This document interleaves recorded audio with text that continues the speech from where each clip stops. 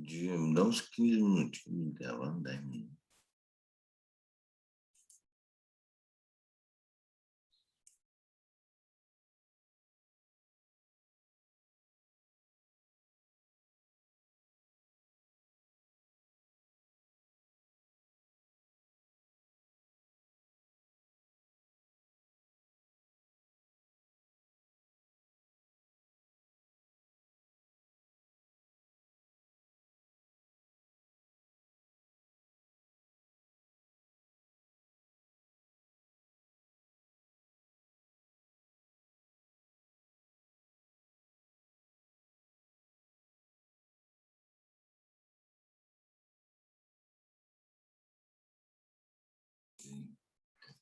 Oi, gente. Bom dia. Estão ouvindo? Estão ouvindo? Alô? Alô? Alô? Alô? Estão ouvindo?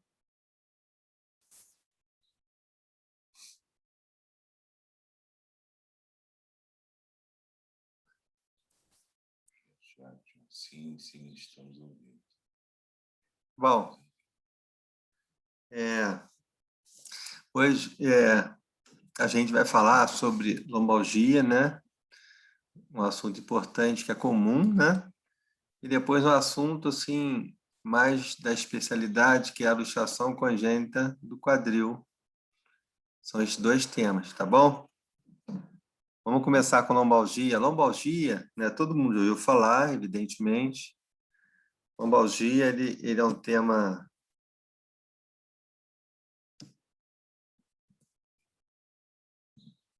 É um tema que tem na família da gente, né? Nós mesmos já tivemos lombalgia, às vezes em algum período da vida. Não é um diagnóstico, mas é um sintoma, tá? Então, a lombalgia, em relação a sintoma, ela só pede para cefaleia. Então, cefaleia em primeiro lugar, lombalgia em segundo lugar, tá? Uma grande causa de morbidade, incapacidade, atestados médicos na empresa. Se você pegar, por exemplo, uma grande empresa, você vai ver muitos atestados por causa de lombalgia, né? Então, igual eu falei, ó, só perde para cefaleia. E cerca de 80% das pessoas têm algum tipo de dor lombar em alguma fase da vida. Então, assim, de cada 100 pessoas, 80 vão ter uma dor lombar. E desses 80%, 50% vai ter um segundo episódio de dor lombar. Como é que é grande a incidência, né? A gente vai falar um pouco... Como chegar um pouquinho? Não, né? A gente vai falar um pouco de... Pode ser aqui. A gente vai falar um pouco da anatomia. Só para vocês lembrarem, ó. Isso aqui é a nossa coluna, certo? A coluna lombar. A nossa coluna lombar, ela tem, ó, se você olhar de lado, uma coluna lombar, ela tem aqui um corpo vertebral, um osso bem esponjoso, ó, um corpo vertebral, tá? Aqui outro corpo. E entre os corpos vertebrais já temos o disco intervertebral, tá? Aqui é a parte posterior da coluna, ó. Aqueles processos que a gente consegue sentir atrás, né? Que são os processos espinhosos, ligamentos. Isso aqui é um acesso para o anestesista. Não sei se vocês já foram ao centro cirúrgico, o anestesista, ele injeta, por exemplo, numa hack ou numa pele dural, ele injeta a substância por aqui, ó, né? Ele vem com a agulha aqui, ó, passa aqui, passa do ligamento amarelo aqui, ó, e chega no canal. Quando ele passa do ligamento amarelo, ele sente um clique, aí injeta a substância no canal medular aqui, ó. Aqui está a parte anterior da coluna e o disco. O disco ele é importante porque a principal patologia que nós vamos estudar na lombalgia é a hernia de disco. Tá bem? Estão ouvindo direitinho, né? A hernia de disco. Na hernia de disco, a gente tem aqui, ó, um anel periférico chamado anel fibroso e um núcleo central que é igual a gelatina, chamada núcleo pulposo. Isso aqui, ó. Então, o que acontece na hernia de disco? Esse núcleo pulposo, que ele é central, ele extravasa e vem comprimir, às vezes, a medula ou uma raiz nervosa. Isso é da lombalgia. Em relação à anatomia, ó, a parte anterior da coluna, a gente tem ó, o ligamento longitudinal anterior. E a parte posterior da coluna, a gente tem o ligamento longitudinal posterior. O ligamento longitudinal posterior, ele é mais fininho, ó. O longitudinal anterior é bem grosso. O longitudinal posterior, ele é bem fino. Como ele é bem fino, é mais frágil aqui, ó. Então, normalmente, quase toda a hernia de disco, a gente vai ver, ela tem uma localização póstero-lateral, ó. É assim, ó, é aqui, ó. Por que aqui? Porque é um ponto fraco. É um ponto fraco porque o ligamento longitudinal posterior é muito estreito, diferente do longitudinal anterior. Tá bom? Aqui, ó, isso aqui é a ressonância da coluna. Vocês estão vendo aqui todos os corpos, né? Ó, cervical, coluna torácica, coluna lombar. Aqui atrás, ó, a medula espinhal, ó. A medula espinhal. E aqui, a parte posterior.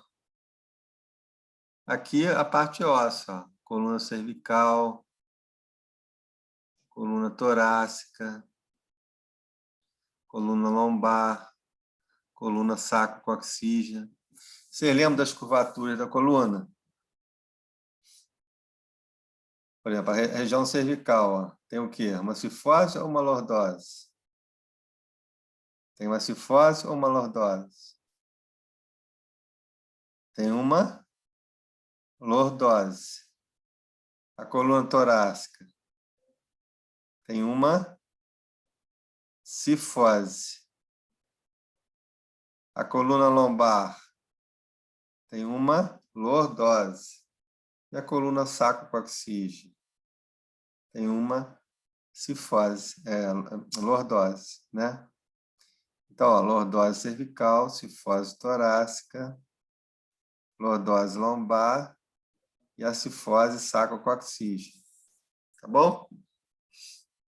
A lombalgia ela pode ser aguda até as primeiras 6 semanas. A lombalgia pode ser subaguda, de 6 semanas a 3 meses. E a lombalgia pode ser crônica, quando tem mais de 3 meses. Tá bom?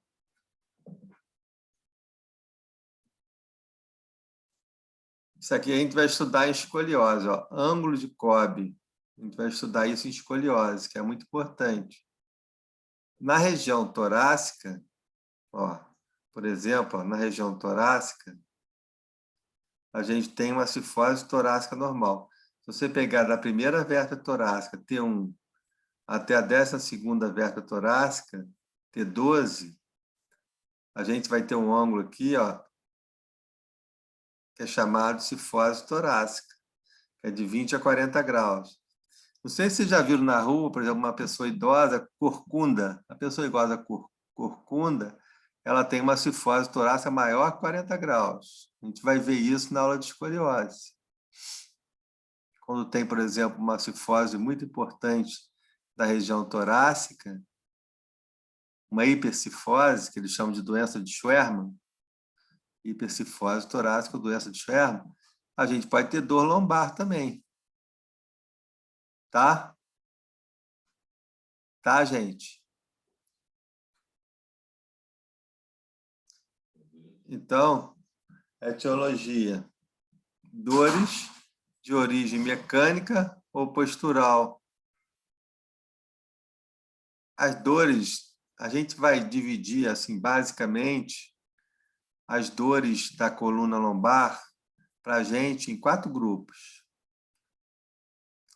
Quando a dor ela melhora com repouso e piora com movimento, teoricamente isso aí é um bom sinal. Por que eu estou falando isso? Quando a dor melhora com repouso, por exemplo, um tumor. Se a pessoa tem um tumor de coluna, às vezes a dor não melhora com repouso. Então, seria, teoricamente, um mau sinal. Estão entendendo? Ela pode ser dividida em 4 grandes grupos. Ó. Discogênica, que é a do compartimento anterior. Facetária, que é do compartimento posterior da coluna. Ciática, que é o que a gente acho que vai cobrar mais a vocês, ciática com sinais de radiculopatia, por causa de quê? Por causa da hernia discal, hernia de disco, que é muito comum. Eu tenho certeza que todo mundo tem um caso de hernia de disco na família. E a claudicação neurogênica, que é do idoso, a gente vai citar só. Então, a gente vai se deter mais na dor ciática com sinais de radiculopatia. Tá bom? A discogênica é esse aqui, ó. É aquela lombalgia que é da parte anterior da coluna. É uma doença lombalgia benigna. Ela é aquela doença do bico de papagaio. Ah, eu estou com artrose na coluna, né? Eu estou com bico de papagaio na coluna, que é esse aqui, ó. Vou voltar ali, ó. O que é bico de papagaio? São essas pontas, ó. Ó, essas pontas aqui, ó. Ó, o disco intervertebral, ó, ele fica atrofiado também, ó. Diminui o espaço entre um corpo vertebral e outro, porque o disco ele atrofia. Então, aparece aqui, ó, diminuição do espaço entre os discos, aparece osteófitos marginais, que são bicos de papagaio, né? Então, essa é a chamada do compartimento anterior, ó. Entre 30 e 50 anos de idade, aparece cedo, né? O disco intervertebral desidrata e degenera, causa instabilidade na coluna. E como é que a coluna da gente se defende? Formando o bico de papagaio, formando o osteófito. Aí ela se defende. É uma história natural, benigna, com envelhecimento, né? Bico de papagaio, a coluna se estabiliza novamente. Então, o que acontece? Acontece que o disco, o disco intervertebral, ó, ele começa a desidratar, perder água, ele degenera e causa isso instabilidade na coluna. Aí a nossa coluna, aos poucos, ela vai se defendendo como? Formando osso. Como é que se chama os ossos? Osteófitos, que é o quê? Se você olhar na radiografia, é tão comum, né? Ah, eu estou com bico de papagaio. Isso aqui, ó. Ó, ó. Uma coluna lombar de lado. A gente olhando aqui, ó, bico de papagaio, ó. Bico de papagaio, né? Então, aqui de frente a coluna lombar, ó. Você vê que, se você comparar esse espaço intervertebral normal, ó, um espaço intervertebral normal, e aqui, ó, o espaço intervertebral totalmente diminuído, né? Tá vendo? Totalmente diminuído. Aqui, ó. Né? L3, L4, né? Aqui é L3, L4, aqui é L5. Ó. L5, L5, L4, L3, L2, L1, T12. Aqui já tem a costela, ó, T12. Aqui osteófitos marginais, né? Aqui um disco todo degenerado. E atrás do disco passa o nervinho. Ó, o nervo espinhal aqui, ó. Ele passa no forame intervertebral aqui, ó. Como é que ele passa apertado, né? Aí dá dor, ó. Tá vendo? É o forame de conjugação, o forame intervertebral. Aqui passa o nervo espinhal, que dá um ramo anterior, que é mais grosso, e o ramo posterior aqui, ó, que é mais fino, ó. O ramo anterior e o ramo posterior. Estão ouvindo, gente? Ou não estão Sim, ouvindo? Então, essa é a discogênica do compartimento anterior. Benigna, acontece entre 30 e 50 anos de idade, acontece porque o disco degenera, o disco perde água, desidrata, e a coluna, para se defender, ela vai formar o famoso, né, bico de papagaio, osteófito, para ela estabilizar normalmente, tá? E os nervinhos saindo, ó, do forame intervertebral, tá bom? A gente, igual eu falei com vocês, quando a gente tem lombalgia, o que acontece? Quando a gente tem lombalgia, normalmente a lombalgia melhora com repouso. Isso é bom, né? Se a gente tem uma dor lombar que melhora com repouso, assim, teoricamente, é um bom sinal. Sinal de que é uma doença mais benigna. Por exemplo, igual eu falei, um tumor, às vezes ele não melhora com repouso, né? Então, ó, sinais de alerta para uma investigação mais agressiva da coluna, ó. Idade superior a 50 anos ou inferior a 20 anos. Por exemplo, vocês não estão em idade de ter lombalgia, certo? Se vocês tiverem lombalgia, a gente tem que fazer uma investigação mais agressiva. Dor com piora noturna, ó, dor que piora com repouso. Febre, é claro que tem que fazer uma investigação profunda. Emagrecimento, quando a gente pensa em emagrecimento, a gente pensa em tumor também, né? Trauma, tá? As fraturas da coluna. A gente comentou com vocês sobre fraturas da coluna no período passado, um pouquinho, né? História de tumor, história de infecção, a gente falou semana passada, ó, infecção, né? A osteomielite. A osteomielite, quando atinge o osso, evidentemente é muito grave, tá? Outra causa de lombalgia é essa aqui, ó. Aquelas 4 causas básicas, ó. A gente falou do compartimento anterior, que é aquele envelhecimento da coluna, né? A face etária. O que é face etária? Face etária são os processos articulares, quer dizer, uma vértebra é igual um joelho, uma vértebra se articula a outra vértebra por uma articulação. São as facetas articulares, que é chamada do compartimento posterior. Tá bom? São indivíduos mais velhos que têm artrose na articulação, por exemplo. Eu tenho artrose do quadril, eu tenho 70 anos de idade. Estou com artrose no joelho, 70 anos de idade. Mesma coisa.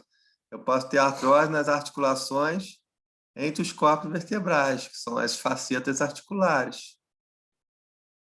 Medicação, fisioterapia, né? Raramente é tratamento cirúrgico. Lombalgia, né? Raramente traduz um tratamento cirúrgico. Tá? Outra causa, ó, só para vocês não se perderem, ó.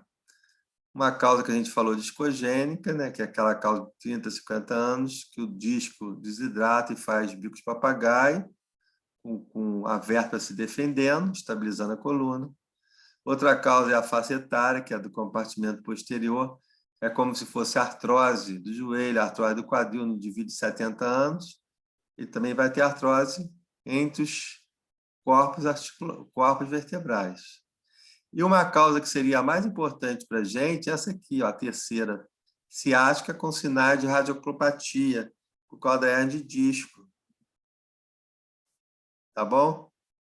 A hernia discal, ó, ciática com sinais de radioclopatia, que é a hernia discal. Normalmente a hernia discal é tratamento cirúrgico ou tratamento conservador? Quase sempre é tratamento conservador. Mais de 80% dessas hérnias são reabsorvidas com resolução do quadro álgico da dor do paciente, então melhora muito em um período de 3 meses. tratamento conservador, medicação, fisioterapia, pilates, hidro, coisas alternativas, né? Acupuntura, atividade física, alongamentos, né? Então, tratamento conservador resolve bem as hernias discais. Eu tenho certeza que alguém da família de vocês tem hernia de disco. Então, aqui, ó, hernia de disco é isso aqui, ó. A gente fazendo um corte transversal na coluna, ó, tem o disco aqui, ó, tá? O nosso disco tem um anel fibroso, que ele é periférico, e o núcleo, que é uma gelatina, núcleo pulposo, que é central. Aí o que acontece? O núcleo pulposo, ele extravasa, ó. Ele extravasa e vai comprimir. Ou comprime a medula, ou comprime o nervo aqui, ó, quando sai no forame intervertebral, né? Isso aqui é um processo articular da coluna, ó. E outro processo articular, ó. Então, esse é hernia de disco, né? Tem vários tipos. A localização preferencial é essa aqui, que está mostrada aqui. Ela é póstero, igual eu falei, ó, a hernia de disco, ela tem uma localização principalmente posterior e lateral. Por quê? Posterior e lateral. Porque é um ponto fraco. Por que é um ponto fraco? Porque o ligamento longitudinal posterior, ele é muito estreito. Ó, o ligamento longitudinal posterior, ele é estreito. Então, essa parte aqui, ó, é uma parte fraca. Então, quase sempre a hernia de disco ela é posterolateral. Tá bom? Quase sempre é assim, é posterolateral, tá? Aqui um paciente, ó, com uma hernia de disco, ó,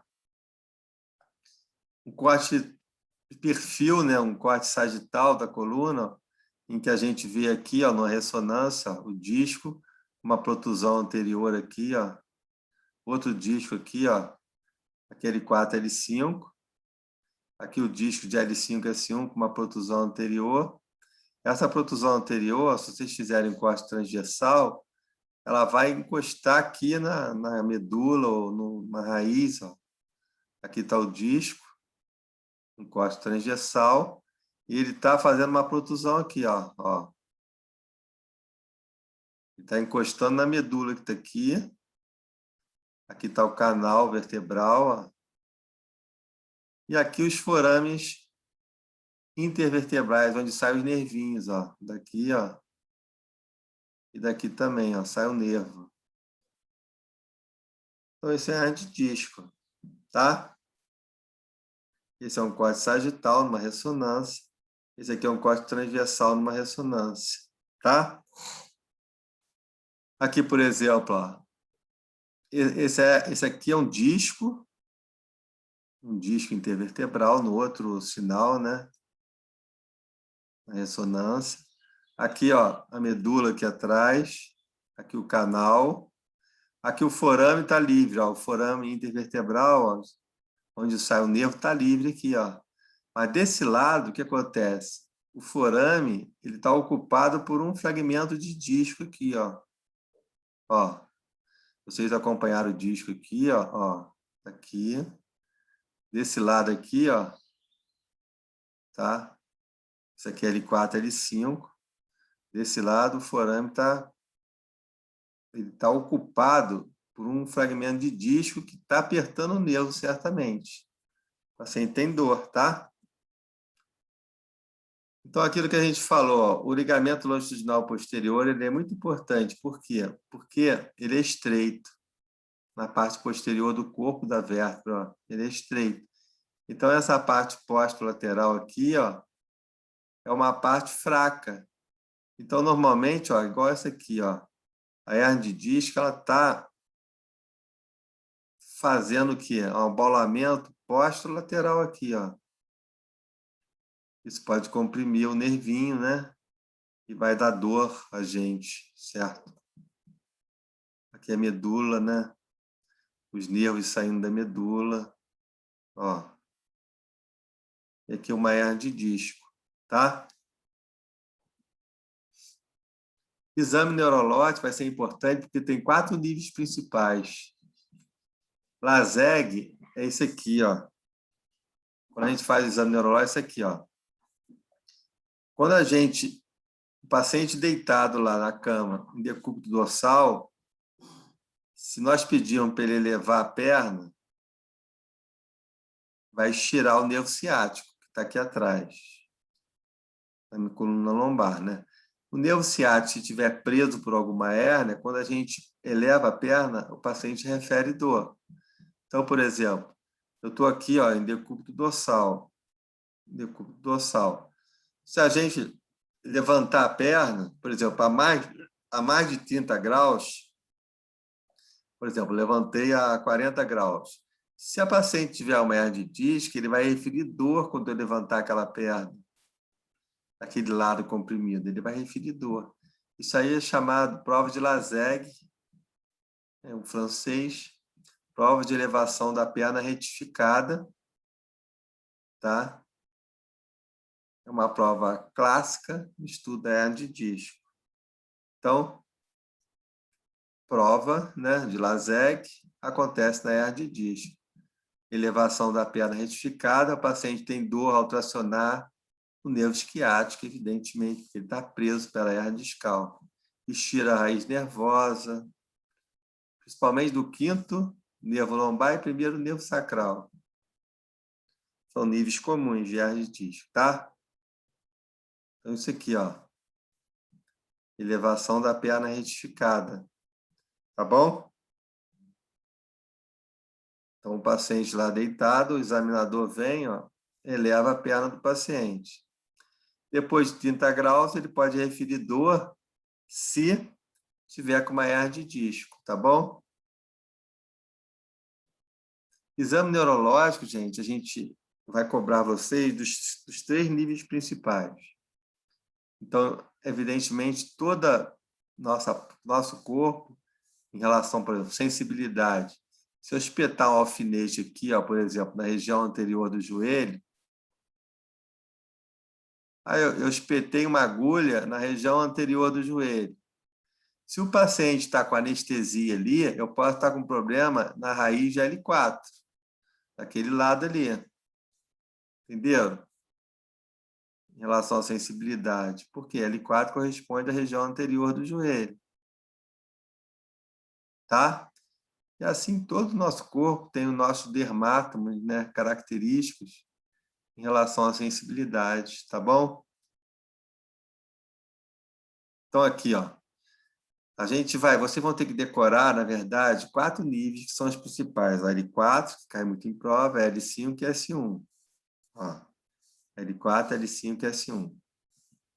Aí você vai lá para L4. Ó. L4 é o seguinte. L4, o nervinho L4, ele vai dar sensibilidade, ó, além, por exemplo, igual a gente viu aqui, né? Ó, ele é o da região anterior do joelho. Mas é mais fácil no paciente deitado, quando o paciente está deitado aqui, ó, o paciente está deitado na mesa de exame, é mais fácil eu usar o pé para examinar o paciente. Então, a gente faz assim, ó. L4, na verdade, ele tem uma anestesia, falta de sensibilidade, uma anestesia, ou uma hipoanestesia, hipoestesia, né? Que é a diminuição da sensibilidade, na parte medial do pé. Ó. Isso é a sensibilidade. Na motricidade, eu uso o quê? Eu mando ele estender o joelho. Eu mando ele estender o joelho. Ó. Dobro o joelho dele e mando ele estender o joelho sozinho. Por quê? Porque o L4, ele é o principal nervinho do quadríceps. Então, a extensão do joelho é feita pelo quadríceps. Eu posso ter o quê? Uma diminuição ou ausência dessa força muscular, né? Chamado paresia, tá bom? E o reflexo de L4 é o paciente já deitado, sentado na mesa de exame, é claro, você tem que botar o paciente sentado aqui, ó, na mesa de exame, ele tem que ficar sentado, e você percutiu o tendão patelar. Por quê? Porque o reflexo patelar repercute com um martelinho o tendão patelar. Se estiver funcionando o reflexo patelar, ele vai fazer uma extensão da perna. O reflexo patelar é o reflexo correspondente a L4. E qual que é o exame neurológico de L4? Anestesia, né? Ou hipoestesia na borda medial do pé, perda de força do quadríceps, da extensão do joelho, que seria uma paresia, e o reflexo abolido ou diminuído, reflexo patelar. Isso é feito com o paciente sentado, com a perna pendente, né, na mesa de exame. Tá bom? Isso é L5 agora, ó. L5 não tem reflexo. Ó, L4 tem reflexo, que é o patelar. L5, que é o nível comum de hernia de disco, não tem reflexo, mas tem sensibilidade. Normalmente, a gente tenta testar essa parte aqui, ó, da anestesia no segundo e no terceiro dedo, aqui no dorso do pé, ó.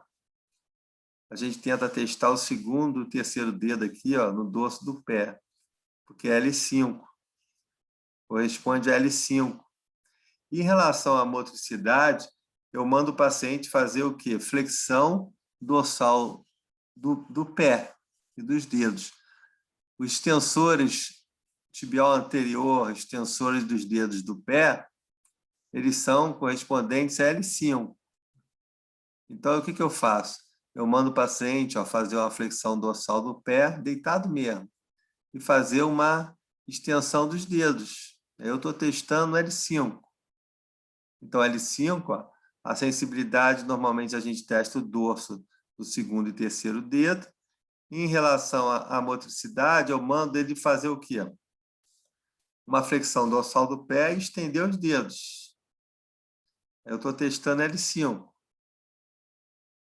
S1 tem reflexo. O reflexo de S1 é o aquileu, é o do tendão de Aquiles. Como é que eu testo o reflexo aquileu? Você manda o paciente deitar na maca em decúbito ventral, de barriga para baixo. Aí o pé fica pendente na maca e a gente tenta percutir aqui o tendão de Aquiles, né? Tendão de Aquiles, por isso o reflexo aquileu. Ele tem que fazer uma flexão plantar do pé, abrupta, né? Em relação à anestesia, seria a borda lateral do pé. Isso aqui, ó. A borda lateral do pé. Ele está deitado lá, você espeta ou belisca a borda lateral do pé. Em relação à motricidade, é a flexão plantar do pé e do hálux.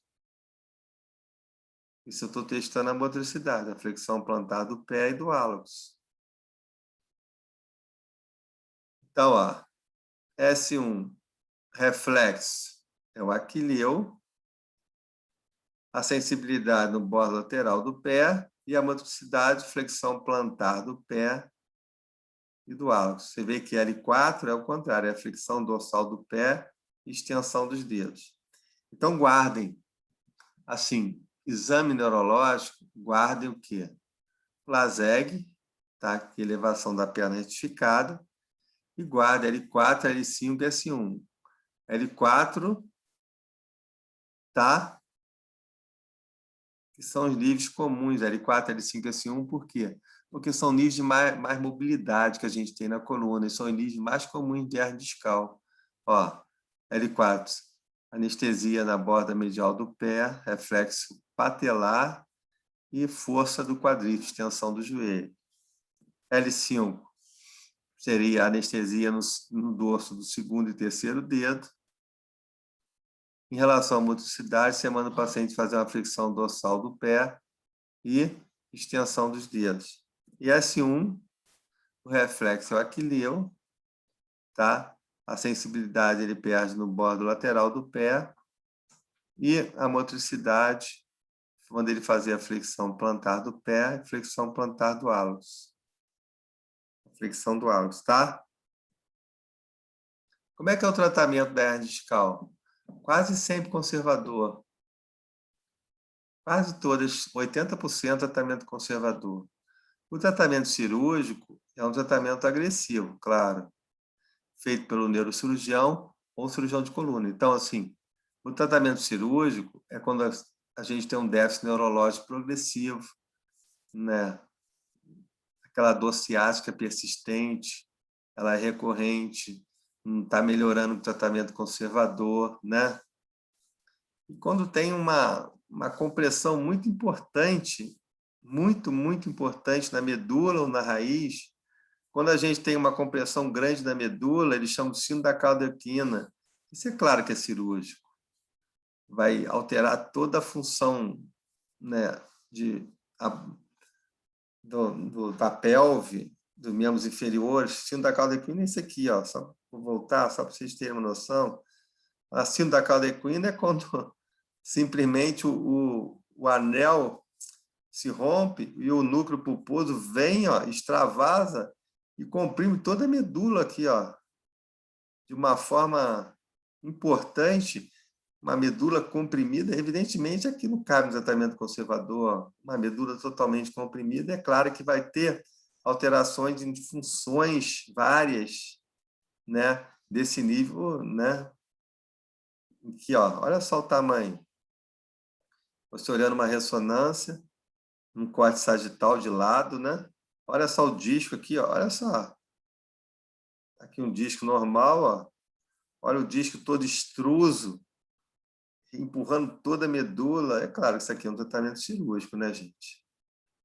Vai fazer alterações importantes, né? Alterações intestinais, vesicais, alterações de nervos, de membros inferiores, né? Então, o tratamento cirúrgico é de urgência, tá bom? Olha a hernia de disco, por exemplo, L4, L5 extruso, ó. Você está aqui, ó, aqui, ó. Isso aqui é L5. Isso aqui é L4. Isso aqui é L3. Olha o tamanho dessa hernia aqui. L4, L5. L4, L5. Ó. Olha o tamanho no corte aqui, ó. A hernia está comprimindo muito medula, né? Olha só. Aí faz um corte transversal, né? Axial. Olha só. Aqui está o disco.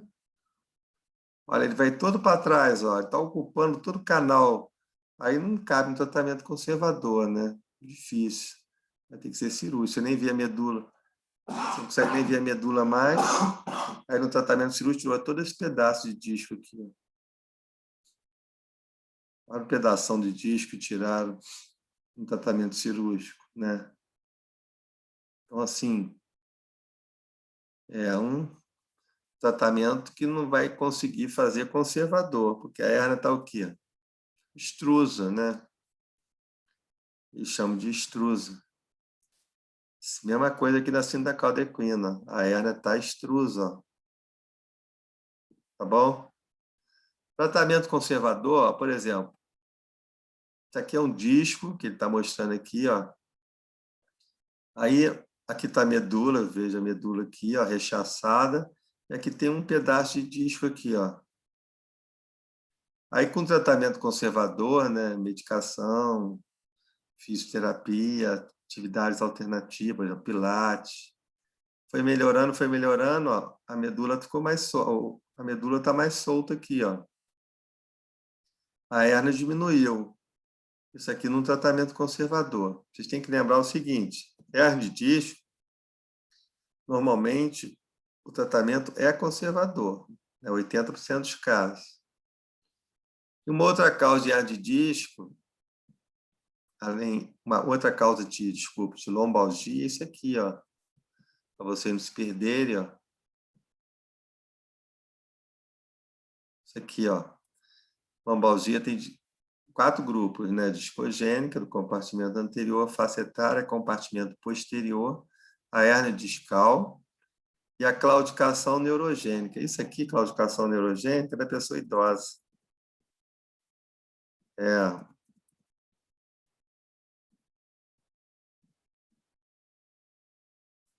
é a estenose do canal vertebral. Quer dizer, o canal ele tem um diâmetro normal. Numa pessoa de 80 anos de idade, o diâmetro diminui certamente. Essa estenose do canal vertebral é em vários níveis.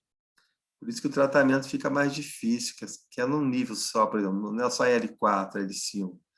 É uma estenose que acontece em vários níveis do canal. Então, são pessoas idosas, por exemplo, 80 anos de idade, dor ciática, né? Às vezes ele caminha com dificuldade por causa da dor ciática.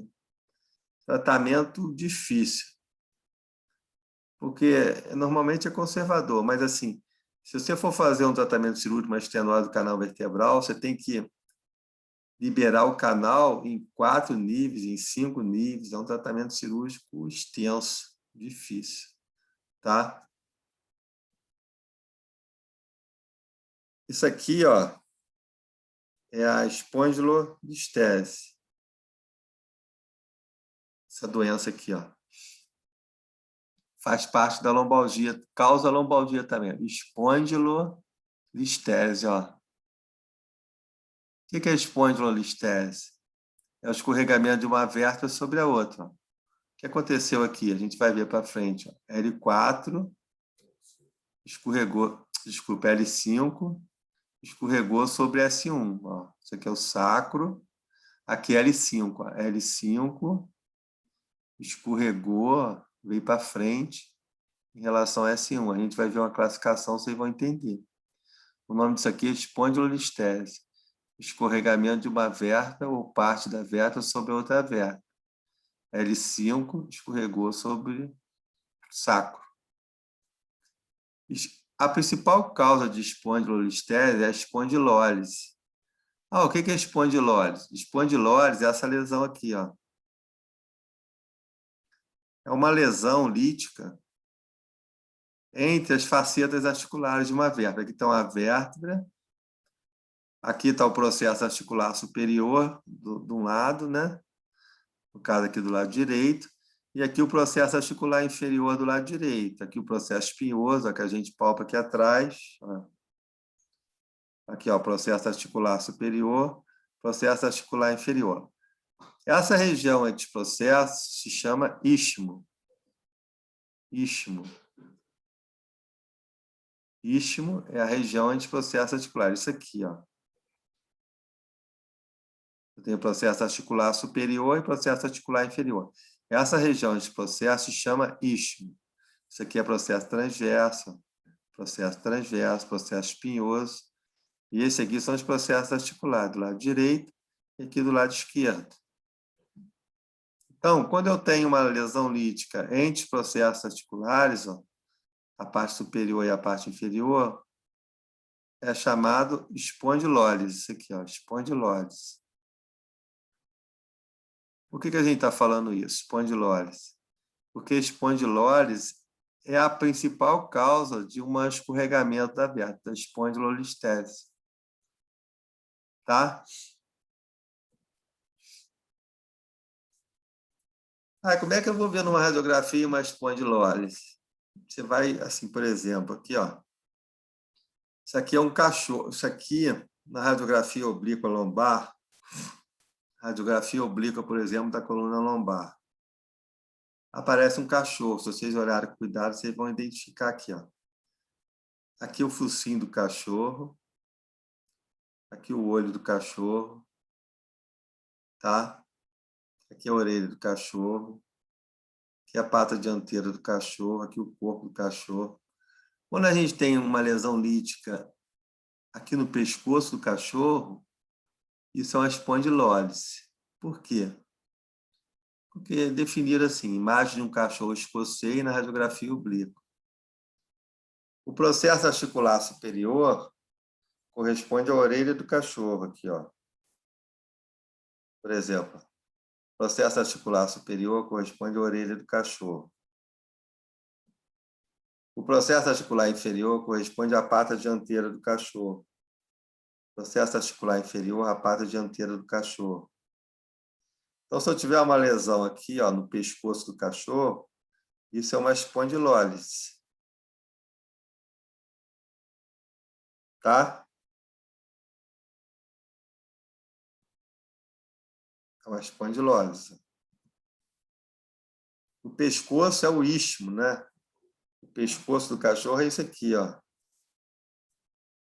É o istmo. O que é o istmo? Essa região aqui, ó. É uma região entre os processos articulares. Se eu tenho lesão aqui, a vértebra escorrega. A vértebra vai fazer uma espondilolistese, ela escorrega.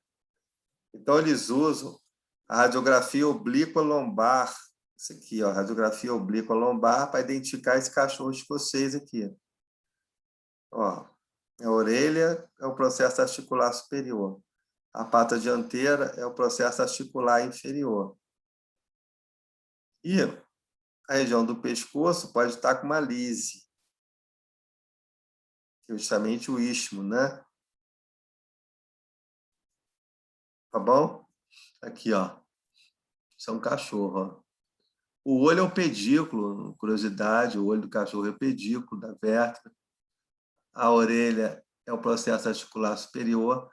A pata dianteira aqui, ó, desse cachorro aqui, ó, é o processo articular inferior. E o pescoço aqui é o istmo. Se eu tiver uma lesão no pescoço, ó, lítica, eu tenho uma espondilólise. Esse cachorro aqui de baixo, por exemplo, eu tenho uma espondilólise, que eu tenho uma lesão aqui, ó, no pescoço. Olha o olho dele aqui, ó. Eu tenho uma lesão aqui, ó, no pescoço do cachorro. Ó. Tá? Difícil ver, acho que é um pouco difícil para vocês identificarem, mas assim, a espondilólise a gente vai observar na radiografia oblíqua lombar, igual essa aqui, ó.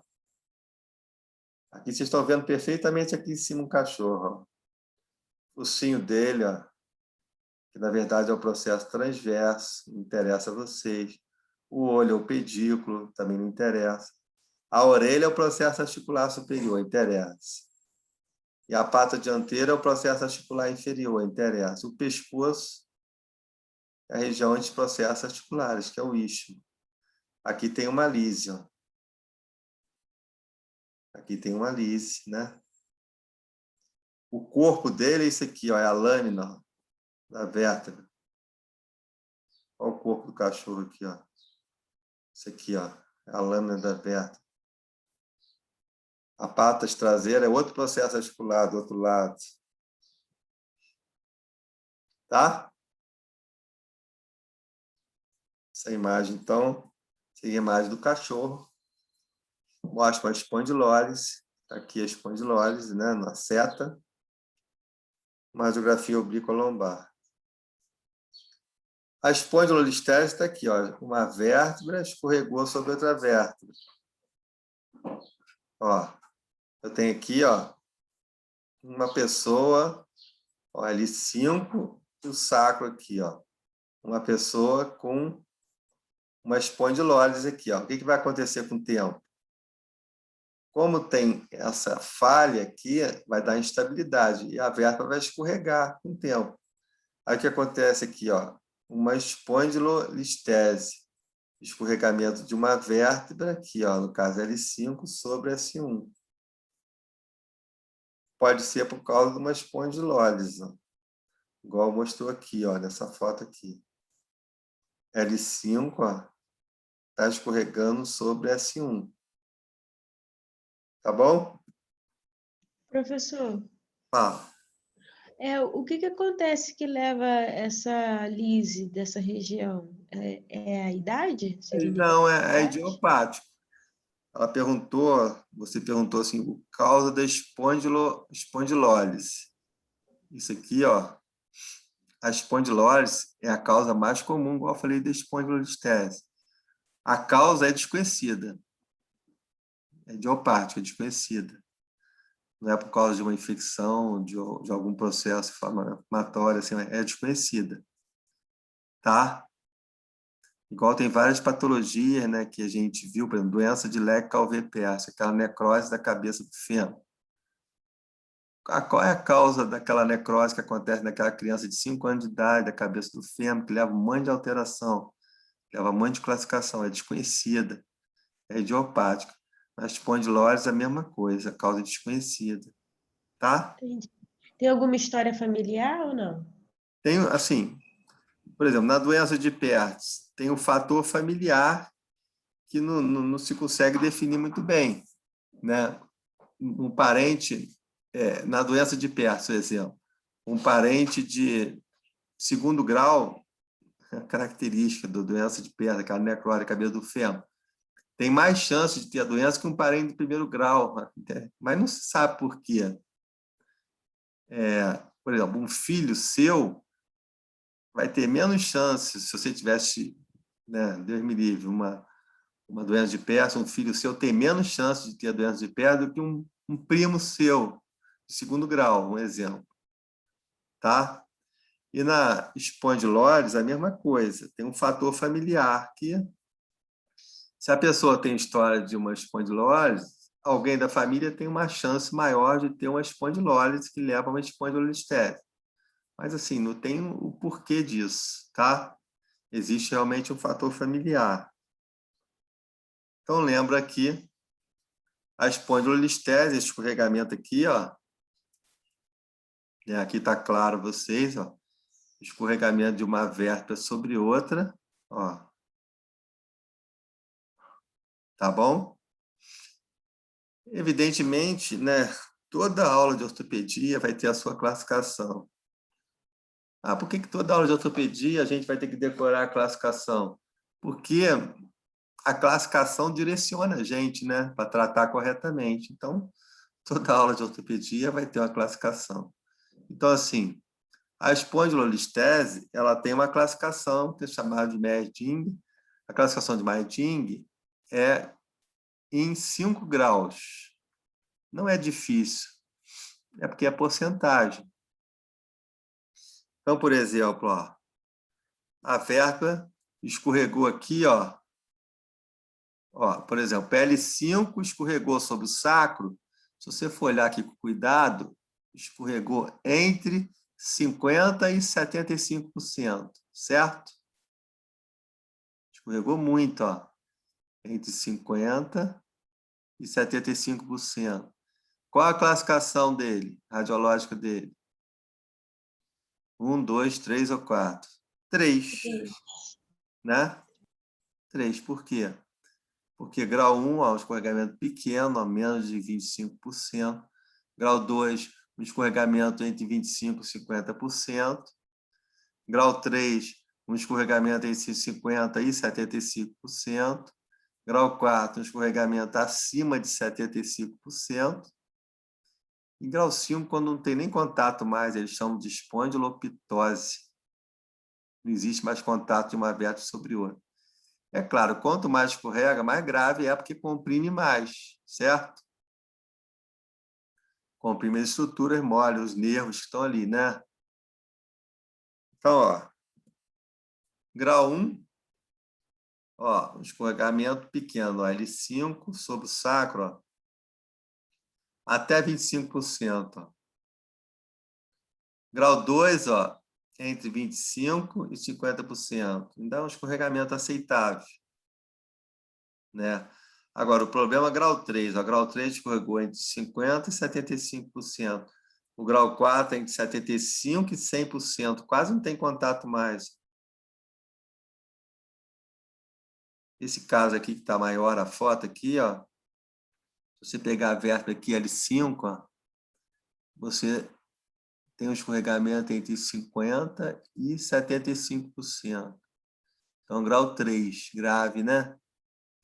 É claro que as estruturas, por exemplo, medula, nervos que estão aqui atrás, eles vão ser estirados. Isso aqui é grave. Espondilolistese. No caso aqui, o quê? L5, S1. Tá bom? Aqui a gente falou, ó, da classificação para direcionar o nosso tratamento, de acordo com o escorregamento. Se for grau 1, normalmente é um tratamento conservador, né? Vocês têm já ideia disso, porque escorregou muito pouco. Se for grau 4, um tratamento cirúrgico, né? Porque o escorregamento é muito grave. Tá? Agora, a causa de espondilolistese. Causa, ó, A principal causa é essa aqui, ó, que a gente falou lá, istmo. É aquela lesão lítica entre processos articulares, é a principal causa. Ah, e tem outras causas de espondilolistese? Tem. Congênita. A criança já nasce com espondilolistese. Qual de artrose? Ah, deu artrose lá nas articulações. Eu tenho 70 anos de idade, tive artrose e tive espondilolistese, mais frequente entre L4 e L5. Após uma cirurgia, a cirurgia não ficou bem fixada lá na coluna. Aí eu operei uma hernia de disco.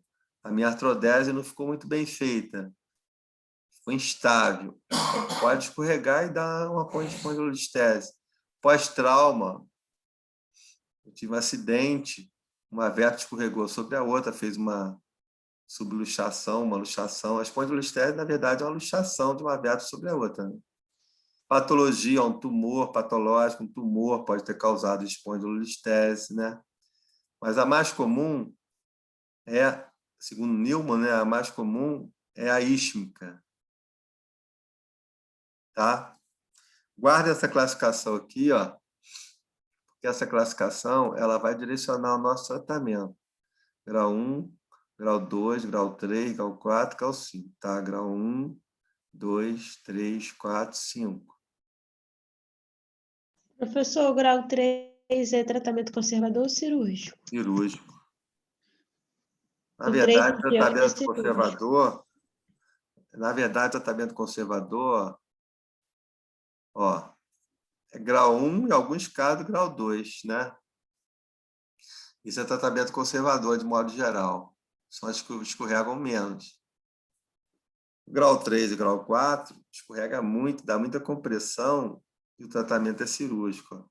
Grau 3, grau 4, que escorregou entre 75% e 100%, tratamento cirúrgico. Tá bom?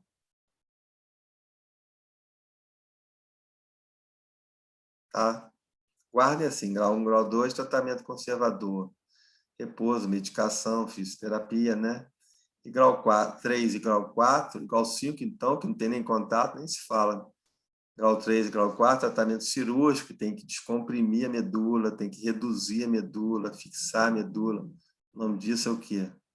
Artrodese. Artrodese. Tá? É isso aqui, ó. Isso aqui é uma espondilolistese, ó, L4, L5. Isso aqui é grau 2. Isso aqui é grau 2. Pode ser um tratamento normalmente conservador. L4, L5. Escorregou aqui mais ou menos uns 30%. Grau 2. 25% a 50% é grau 2. Isso aqui é uma artrodese, que não é esse caso aqui, é outro caso. Esse aqui é uma artrodese. A artrodese você fixa, por exemplo, segmentos da coluna para não escorregar e você, quando você fixa, você melhora a redução também. O caso aqui é uma artrodese L4, L5, S1. São parafusos, ó, com haste, que fica posterior haste, fixando a coluna. Aqui uma artrodese com um retângulo, né, parafuso amarrando, fios amarrando a lâmina, mas assim, uma artrodese, fixando a coluna. L4, L5 aqui, ó. Aqui de lado. Tá? Então, espondilolistese, tratamento conservador, escorregamento mais leve, grau 1, grau 2, e tratamento cirúrgico, escorregamento mais grave, grau 3 e grau 4. Tá bom? Tem causas de lombalgia, várias causas, né? Se a gente for, mas vou citar para vocês algumas causas, várias causas, ó. Hernia de disco torácica, pode irradiar para a coluna lombar, claro, né? Tumor, osteoporose. Eu e o doutor Norival Júnior, a gente vai falar com vocês um pouquinho de tumor, que é importante. Osteoporose também, nós vamos falar, que é importante. São causas de lombalgia, né? Infecção, por exemplo, osteomielite, pode acometer a coluna, né? Uma osteomielite, por exemplo, hematogênica. A gente estudou lá na criança, a osteomielite hematogênica aguda, comum na criança. Pode dar no adulto, na coluna também. É uma bactéria infeccionando lá o corpo vertebral, alguma região da coluna, pode dar dor lombar. Tuberculose, principalmente há anos atrás, né? A coluna era local de tuberculose óssea, né? Aí já é específica, tuberculose mesmo. Tumores, ó. A gente vai estudar tumor benigno, osteoma osteoide é um tumor benigno, vamos estudar. Osteoblastoma. Metástase, né? Vocês têm certeza que vocês já ouviram falar nisso, né? Por exemplo, tumor de pulmão, ele pode dar metástase para a coluna, né? Tumores pode ser maligno da própria coluna e pode ser metastático da coluna também, né? Aqui ele quis mostrar um tumor do tecido neural, gerando lombalgia. Aqui, uma imagem de lado da coluna, uma destruição, ó. Inclusive a parte nervosa, a medula, ó, aqui é uma medula normal, aqui essa parte foi destruída por um tumor metastático, fora de controle, né? Aqui, aneurisma, aneurisma, por exemplo, da aorta abdominal, pode dar lombalgia, né? Ah, eu tenho um cálculo no rim direito, posso ter lombalgia. Eu tenho um cálculo no ureter, obstruindo, posso ter lombalgia. Eu tenho uma hiperplasia de próstata, um aumento da próstata, pode estar lombalgia. Eu tenho, por exemplo, adenoma de próstata, que é benigno, um câncer benigno de próstata, lombalgia. Um carcinoma de próstata, que é um câncer maligno de próstata, posso estar lombalgia. Eu posso ter um tumor de ovário, posso ter lombalgia. Eu posso ter endometriose, comum na mulher, no útero, pode dar lombalgia, né? Infecção urinária, pode dar lombalgia, né? São N causas de lombalgia, certo? Aqui uma aneurisma da aorta abdominal, ó. Aqui está vendo aqui num corte sagital a coluna, aqui a medula, e aqui na frente a aorta abdominal, dilatada. Isso pode dar lombalgia. E aqui uma pelve, mostrando um tumor grande intrapélvico, causa de lombalgia. Doença do esôfago pode dar lombalgia. Doença do estômago, como úlcera, gastrite, pode dar lombalgia. Doenças do pâncreas, por exemplo, pancreatite, tumor de pâncreas, pode dar lombalgia. Doença de via biliar, cálculo da vesícula biliar, cálculo em colédoco, pode dar lombalgia. Depressão, né? Depressão pode dar lombalgia. E fibromialgia, não sei se vocês tiveram reumatologia já. Fibromialgia é o diagnóstico de exclusão. Na verdade, fibromialgia é uma doença estudada na reumatologia. É assim, se a pessoa pesquisou, não teve uma causa, e o doente continua reclamando de dor, né? Por exemplo, na região lombar, em articulações, isso pode ser um diagnóstico de fibromialgia. Fibromialgia é diagnóstico de exclusão. Tá? Entenderam, gente? Tiveram uma noção de lombalgia? A gente vai fazer um intervalo de 10 minutinhos, tá? Vocês tomaram café no banheiro, depois a gente continua. Tá Ô, bom? professor, Pode no, falar. na espondilolistese, no grau 5, o que que faz? Não trata? Cirurgia. A espondilolistese grau 5, na verdade, eu nem mostrei numa foto para você, né? Espondilolistese grau 5 é chamado de espondilopitose. Por que eles chamam pitose? Porque a vértebra, aqui, ó, aqui é o contato, grau 4, você vê que está entre 75% e 100%. O contato é muito pequeno, né? GL5/S1, certo? Na grau 5, não tem nenhum contato. Na verdade, é cirúrgico.